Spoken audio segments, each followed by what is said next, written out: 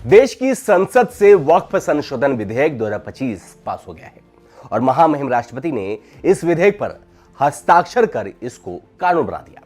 पर विपक्ष इसको लेकर मुस्लिम रिलीजन पर हमला बता रहा है। इसके साथ ही विपक्ष ने इस कानून को लेकर सुप्रीम कोर्ट का दरवाजा खटखटाया है, जिस पर कल यानी बुधवार 16 अप्रैल को सुप्रीम कोर्ट ने इस मामले पर सुनवाई की।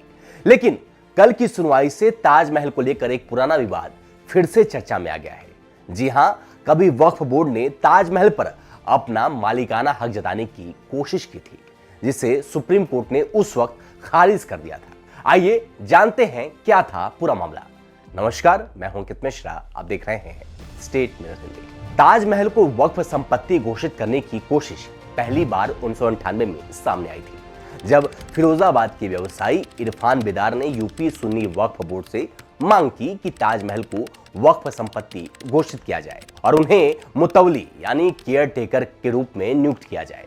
इसके बाद वक्फ बोर्ड ने 2005 में औपचारिक रूप से ताजमहल को वक्फ संपत्ति के रूप में रजिस्टर करने की प्रक्रिया शुरू कर दी थी। लेकिन भारतीय पुरातत्व सर्वेक्षण यानी ASI ने, जो कि ताजमहल का प्रबंधन करता है, मैनेजमेंट करता है, रखरखाव करता है, उसने इसका विरोध किया और मामला सीधे पहुंच गया सुप्रीम कोर्ट। सुप्रीम कोर्ट ने 2010 में मांगा शाहजहां का वक्फनामा।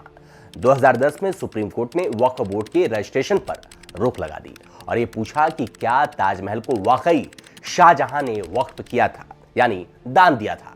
कोर्ट ने पूछा कि जब शाहजहां अपने जीवन के अंतिम वर्षों में आगरा के किले में कैद थे, तब उन्होंने वक्फनामा पर दस्तखत कैसे किए।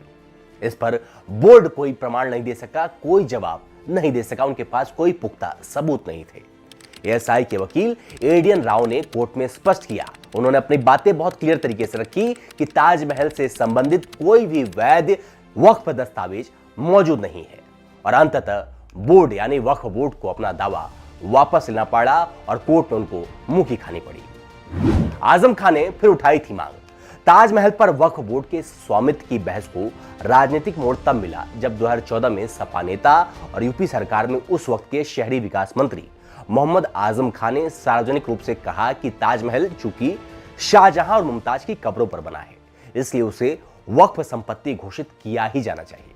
उन्होंने दलील दी कि भारत में अधिकांश मुस्लिम कब्रें वक्फ बोर्ड के अधीन होती हैं, इसलिए स्मारक भी बोर्ड यानी वक्फ बोर्ड को सौंप देना चाहिए, क्योंकि वहां पर भी कब्रें हैं शाहजहां की। ताजमहल पर वक्फ का अधिकार नहीं।